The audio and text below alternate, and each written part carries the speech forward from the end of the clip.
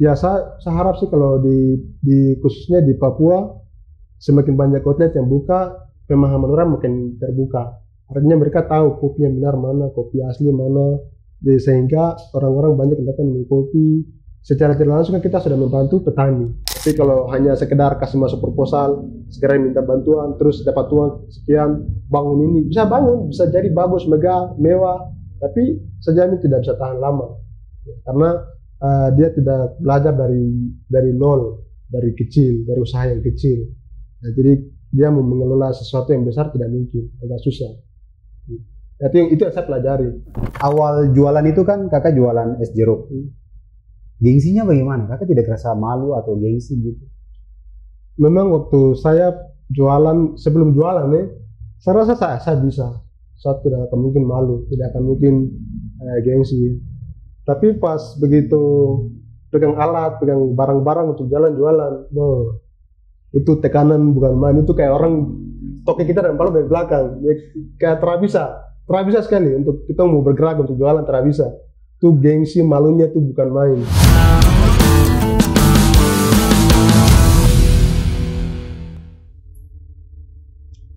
Halo gengs, jumpa lagi di podcast DPN Papua. Kali ini saya akan podcast bersama anak asli dari Papua Pegunungan.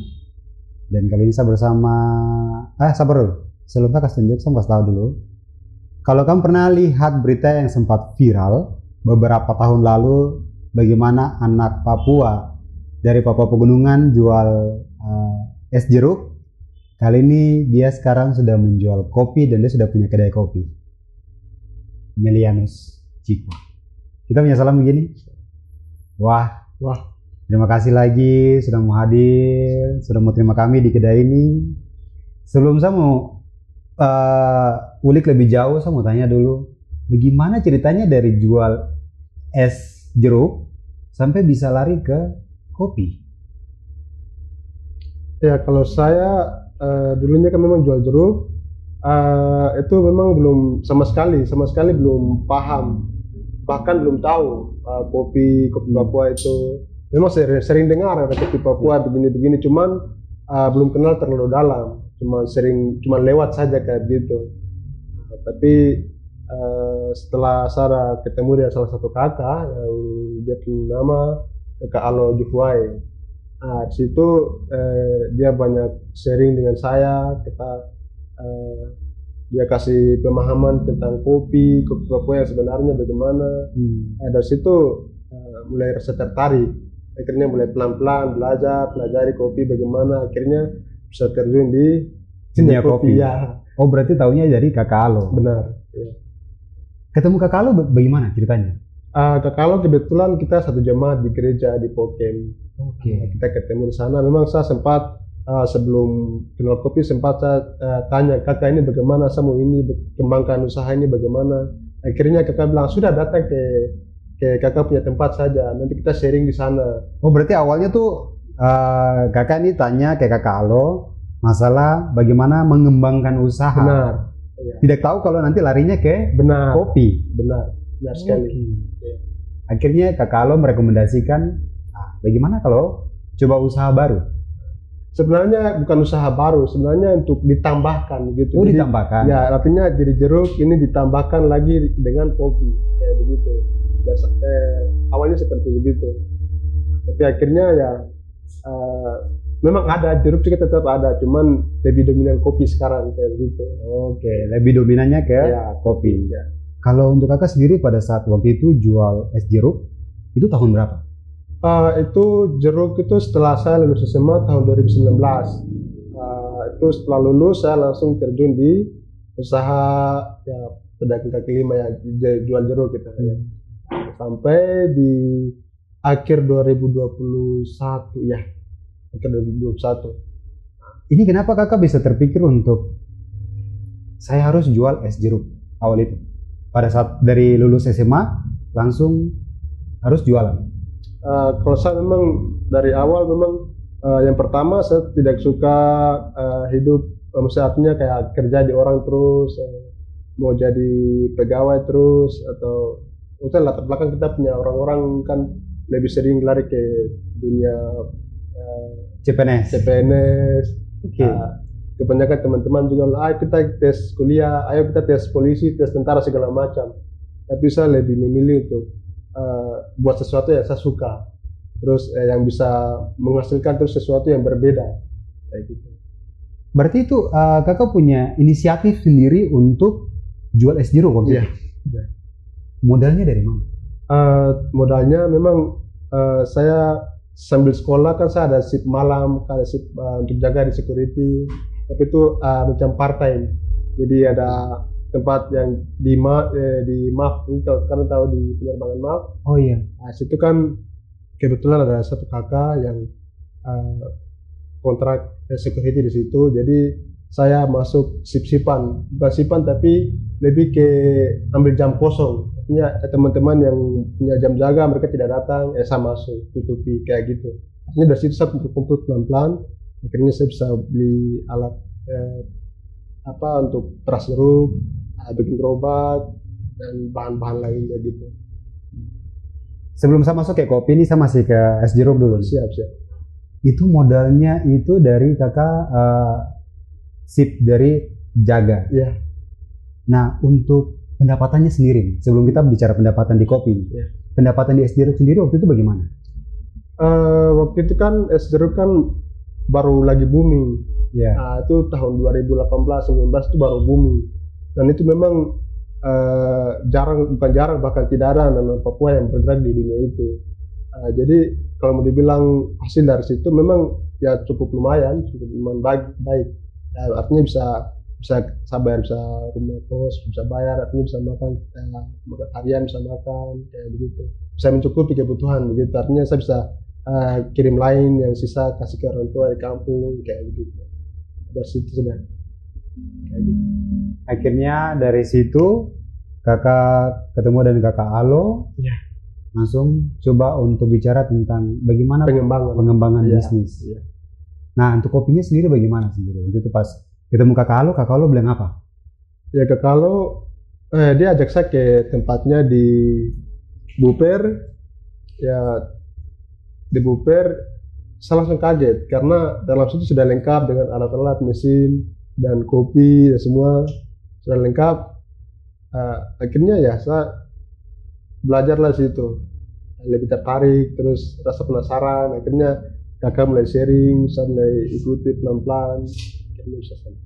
Berapa lama belajar dengan kakak Kalau Alo belajar untuk kopi? dengan kakak Alo waktu itu tidak sampai 1 bulan. Ya untuk materi awal hanya 1 hari. Setelah itu hari berikutnya kita langsung praktek. Jadi kita langsung kasih ajaran untuk mulai dari kenal kopi, sejarahnya, sampai cara buat espresso, sampai jadi menu kekinian, sampai banyak-banyak menu yang diajarkan. Mungkin kurang lebih 1 minggu. Kurang lebih 1 minggu. Ya. Ini kan dari es jeruk, larinya ke kopi. Iya. Ada rasa susah kan tidak waktu itu? Memang waktu saat sebagai orang awam waktu itu Iya. memang agak susah sekali. Wah, ini bagaimana bisa jadi espresso, bagaimana bisa jadi kopi filter yang enak. Memang masih sedikit bingung dan saya rasa berat sekali, susah. Kalau apalagi kita orang Papua, kalau sesuatu yang baru kita mau masuk itu kita rasa berat, agak susah untuk kita masuk. Ya, kita lihat dari jauh saja, aduh ini kayaknya saya tidak bisa, ya begitu. Memang waktu saya rasa seperti begitu. Cuman ya saya mau tidak mau saya harus push saya punya kemampuan. Iya. Push diri, kemauan untuk belajar gitu. Akhirnya ya pelan-pelan bisa mengerti satu persatu. Sampai akhirnya kakak Alo menjelaskan sejarah kopi bagaimana. Iya. Ya semua kalau waktu itu saya dapat satu kertas yang berisi materi gitu. Ya, itu kakak punya materi yang biasa sering mengajar kayak begitu. Akhirnya saya dikasih, saya pelajari pelan-pelan. Oh, sebelum saya datang saya praktek ini. Ya kayak gitu. Ini kakak Alo ajarkan ini kakak sendiri kah atau ada beberapa orang lagi yang kakak Alo ajarkan Waktu itu sementara saya sendiri. Nanti setelah saya baru ada beberapa teman-teman yang saya ajak kayak gitu. Cuman yang bertahan ya saya sendiri. Ya. Dari berapa orang waktu itu? Waktu itu kalau tidak salah ada sekitar 4 orang Pak. Sekitar 4 orang. Iya. Sampai tersisa 1. Iya. Bisa dikatakan mereka tereliminasi ya? Saya tidak tahu karena saya belum tahu sampai sekarang di mana. Begitu. Jadi selebihnya saya tidak tahu mereka. Itu semua asli anak Papua? Iya. asli Papua. Cuman ya saya tidak tahu karena waktu itu mungkin ada sebagian yang masih kuliah, ada mungkin sekolah, jadi ya mungkin kesibukan masing-masing atau mungkin mereka lanjut usaha tapi tempat lain saya tidak tahu.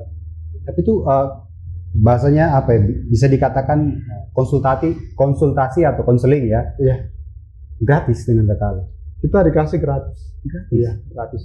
Kakak kasih ilmu secara gratis. Secara gratis dan ya luar biasanya kakak dia berani untuk mengorbanin segalanya mulai dari waktu, pikiran, tenaga, bahkan bahan-bahan, sampai bahan-bahan, mesin bahkan itu kakak dia berani gitu. Saya salut gitu semua. Nah akhirnya kakak memutuskan untuk coba di kopi. Itu bagaimana prosesnya? Kenapa kakak lihat peluang apa di kopi sampai kakak bisa sepertinya coba untuk menambah lagi? Iya, memang waktu sekitar tahun 2020 ke bawah memang masih belum terlalu. Memang sudah ada beberapa kafe dan kedai kopi beberapa, cuman untuk umumnya belum terlalu kelihatan. 2020-an ke bawah. Ya. Itu sempat masuk ke zaman Covid berarti? Masih zaman Covid, betul. Nah itu pengembangannya bagaimana? Usaha gitu? Itu saya jual lebih ke jual online, artinya saya buat terus saya antar, kayak lebih ke gitu. Karena kalau saya jual di tempat memang agak susah. Jadi saya by order gitu. Atau kalau tidak saya bikin di botolan terus saya keliling ke tempat wisata kayak gitu. Memang agak susah, cuman ya satu-satu ada lah beli gitu.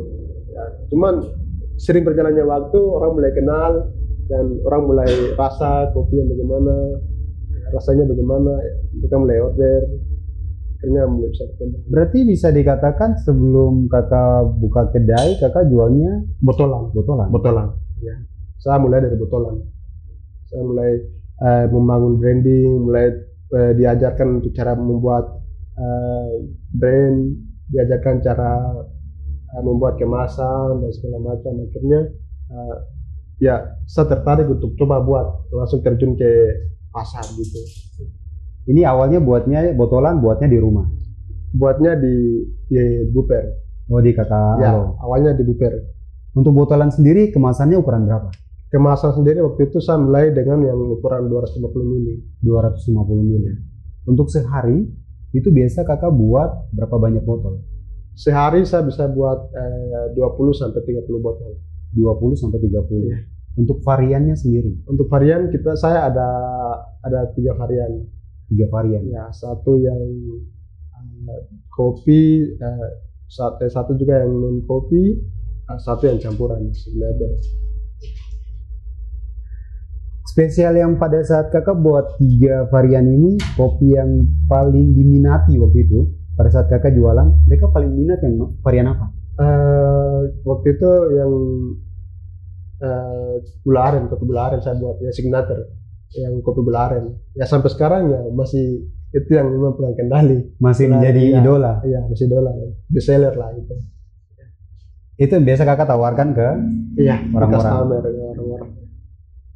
Pembeli terbanyak waktu itu tuh dari mana? Kalangan apa saja? Apakah kakak waktu itu tawarkan ke secara random, maksudnya orang-orang yang ada pinggir jalan kah? Atau tawarkan dari rumah ke rumah? Atau seperti apa? Selain dari online ini? Saya lebih ke umum sih. Oh bebas, siapa saja? Ya. Lebih karena saat waktu itu untuk yang orderan paling banyak memang saya tidak terlalu karena kayak semua rata begitu. Jadi mau dari pesanan dari rumah juga ada banyak, terus ketika saya jalan keliling juga banyak yang membeli, terus ada teman-teman yang saya kenal juga lumayan banyak. Jadi saya tidak bisa bilang membeli ini yang paling banyak, ini yang paling banyak. Saya sampai sekarang belum tahu. Ya. Gitu. Berarti kebanyakan untuk pada saat kakak rintis ini untuk jualan dari kemasan botol, gula aren yang paling diminati. Paling diminati banyak orang. Sampai sih pernah ada kayak gini kan tidak kak? Mereka sudah pesan hari ini. Besok lagi nanti mereka bilang dibawa lagi berapa botol gitu. Ya banyak yang sudah terjadi kayak gitu. Banyak yang sudah pesan ulang-ulang kak. Sampai waktu satu kali saya tidak jualan sampai mereka tanya terus mereka cari gitu. ini di mana jualan di mana? Waktu itu kan saya sempat sakit terus saya tidak jualan. Bisa dicari kayak gitu. Memang kalau saya waktu itu berhenti,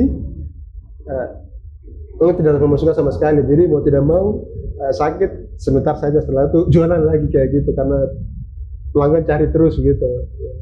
Kemasan botol waktu itu kakak jual berapa? Satu botol saya jual per botolnya 25.000. 25.000. Tapi kalau ada beda, kalau yang mocha yang campur dengan coklat, ya itu saya jualin 30.000. 30.000. Karena ada dua bahan yang berbeda. Yang coklat saya pakai coklat yang premium, jadi agak beda. Coklatnya kakak ambil dari mana waktu itu? Saya waktu itu memang saya pesan, tapi lewat Kekalo juga, pesan dari luar juga. Jadi, kalau untuk kopinya sendiri? Kalau kopinya saya ambil langsung dari petani dari Pegunungan Bintang. Oh, asli dari Pegunungan Bintang. Iya. Memang waktu dari awal saya ambil dari Kekalo, dan Kekalo punya supplier juga ada supplier juga dari. Itu dari mana biji kopinya? Ada dari Wamena, dari Oksibil juga ada dari beberapa daerah di Papua. Cuman kalau kesini ya karena saya lihat ada salah satu teman yang sudah jadi keluarga dan dia punya bapak yang petani di Pegunungan Bintang, dan di situ saya lebih tertarik untuk mendongkrak untuk ambil dari orang terdekat. Iya, betul, orang terdekat.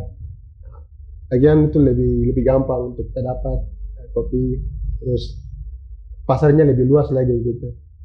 Selama kakak jualan ini untuk biji kopi sendiri dari Pegunungan Bintang, iya. Seminggu bisa habis berapa banyak kilo? Kalau seminggu ya kalau untuk di kafe sendiri ya paling setengah kilo sih, tapi lebih banyak untuk jualan bungkusan. Oh, kakak ada jualan ini juga bungkusan dalam juga. Bentuk bungkusan juga. Bungkusan lebih banyak bungkusan. Ini yang sudah jadi. Ada yang sudah di roasting dan ada yang bubuk, ada juga yang masih biji. Tapi sudah di roasting semua. Oh, berarti di sini tidak hanya kita minum jadi, tapi kakak juga ada jual juga. Ada jual biji jadi, yang sudah digiling juga ada. Bahkan ada juga yang biji mentah. Biji mentah kebetulan sekarang untuk biji mentah pasarannya lagi terbuka lebar gitu. Jadi sekarang kita sendiri kehabisan stok untuk biji mentahnya gitu. Agak sedikit kendala juga. Iya, kendala juga di perkebunan, ditambah lagi di Oksibil kan banyak yang konflik dan segala macam. Jadi ya kita tidak bisa. Berarti itu salah satu kendala. Iya. Kendala untuk bagaimana mengembangkan biji kopi Papua keluar. Benar. Karena petani bekerja tapi ada tekanan dan segala macam dari sini dari sana, jadi agak susah untuk bekerja. Berarti dari sudut pandangnya kakak sendiri, untuk saat ini khusus di Papua, kita bicara kopi, biji kopi Papua ini lagi meningkatnya nih. Cuma terkendala di kebun petani sama beberapa konflik-konflik yang terjadi. Tapi saya penasaran nih kakak. Saya tadi mau masuk dari sini, saya dari depan, saya lihat di depan tuh kakak punya ada spanduk, tulisannya Magic Coffee. Kenapa namanya Magic? Ada filosofi atau arti apa dari Magic? Kalau Magic sendiri, kalau ketong kalau sebut Magic secara Indonesia, kalau secara kita sebut Magic, artinya kan itu kan saya punya nama kan Melinus Jiko, makanya saya singkat jadi Magic. Iya gitu. Disingkat? Iya, disingkat jadi Magic. Melinus Jiko. Itu kan kita baca kan memang magi. Tapi kalau kita sebut secara langsung kita bilang Magic. Ya, kalau di Inggris kan Magic.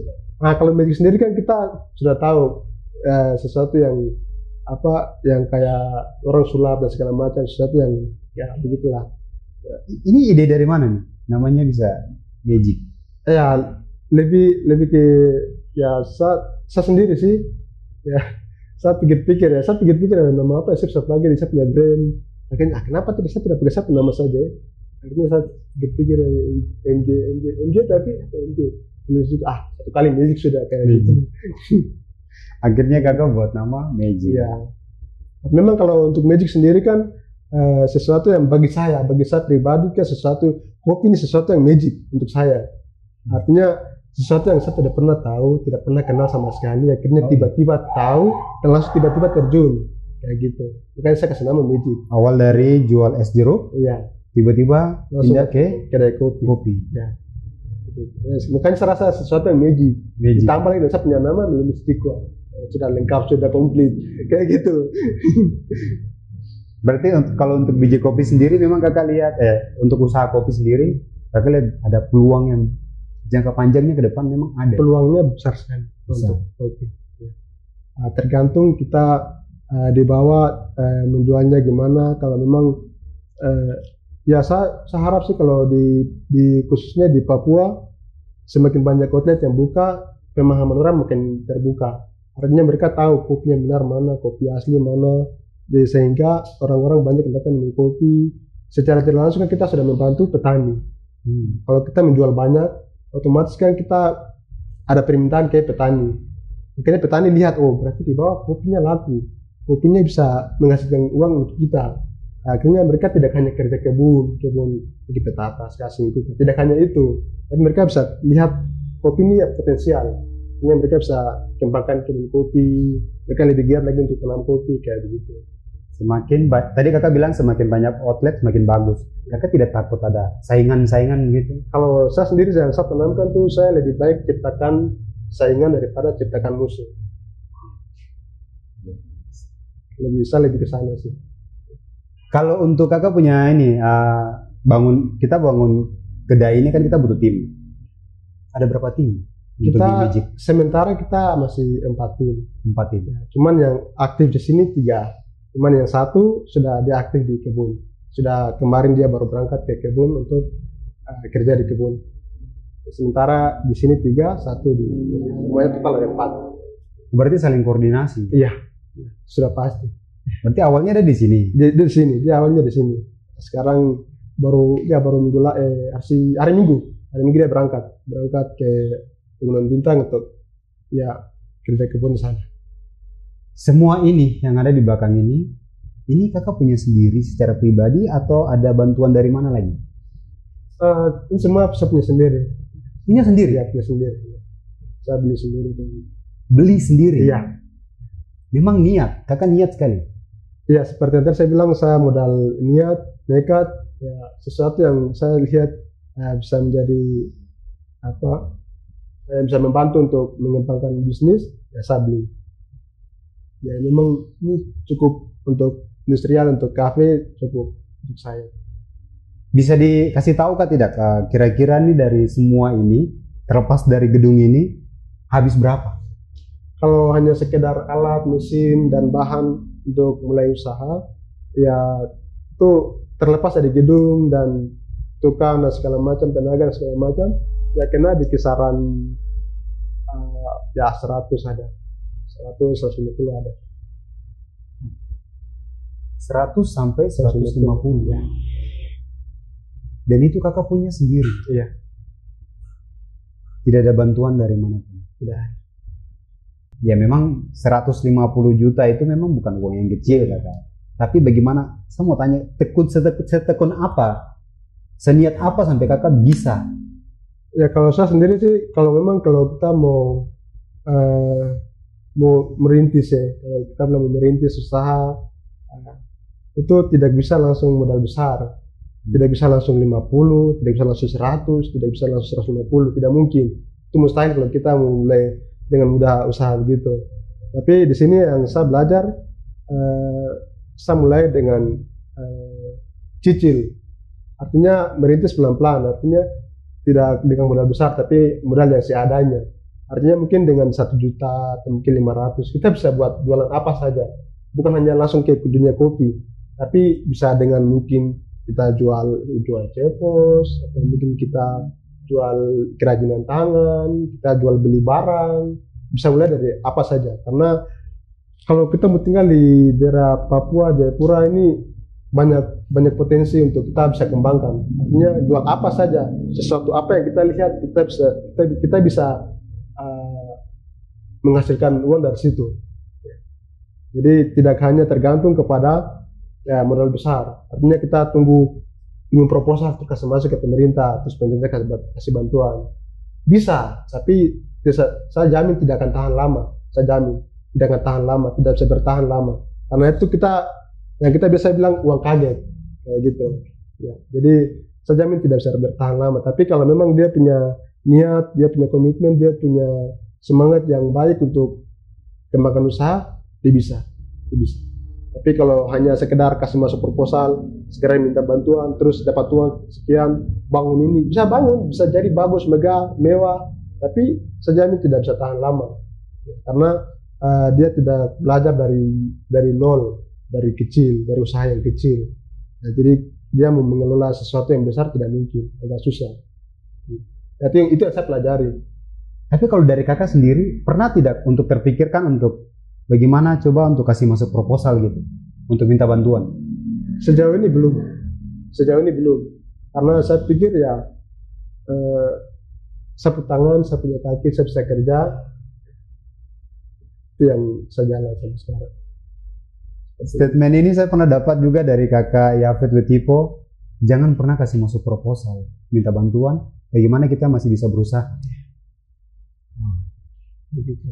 Itu yang memang kakak bagaimana kembangkan, sampai akhirnya kakak bisa ada di posisi ini. Tapi kita bicara masalah kalau gengsi, awal jualan itu kan kakak jualan es jeruk. Gengsinya bagaimana? Kakak tidak kerasa malu atau gengsi gitu?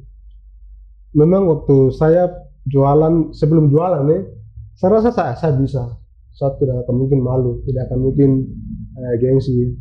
Tapi pas begitu pegang alat, pegang barang-barang untuk jalan-jualan, itu tekanan bukan main. Itu kayak orang toke kita dan palu dari belakang, kayak terabisa sekali untuk kita mau bergerak untuk jualan, terabisa. Itu gengsi, malunya itu bukan main. Susah, berat sekali. Ya, tapi saya berusaha. Sampai waktu itu pengalaman, saya jualan pertama kali, hari pertama saya mau jualan jeruk. Saya sudah siapkan bahan-bahan, alat-alat semua. Saya sudah kasih naik di motor. Saya sudah mulai keluar di jalan. Sampai di jalan raya, mata jalan, saya balik, taruh barang-barang, menyimpan, tidur. Hari kedua, keluar jalan raya. Tapi saya tidak singgah, tidak stop untuk tawarkan segala macam. Cuma jalan, balik, pulang. Begitu. Sampai hari ketiga baru saya jualan, saya mulai stop satu titik, satu mulai datang. Sampai saya bikin sesuatu, minuman itu, sampai saya keringat kayak orang selesai olahraga gitu.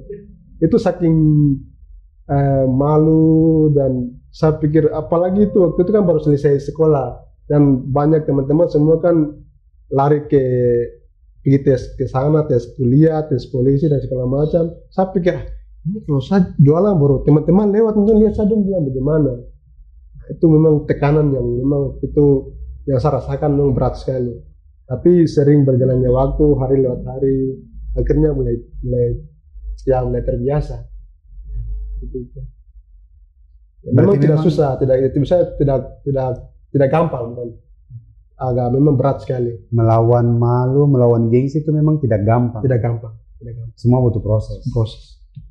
Sampai akhirnya Tuhan buka jalan, kakak punya niat yang besar, sampai lahirlah Magic Coffee. Oke. Tetap semangat kakak. Terima kasih lagi. Semoga kita bisa podcast lagi. Semoga usaha ini bisa berkembang lebih besar lagi. Amin. Semoga kakak bisa seperti kakak Yafet Wetipo. Amin. Yang bisa membawa kopi Papua go internasional. Siap. Amin. Wah. Sampai jumpa.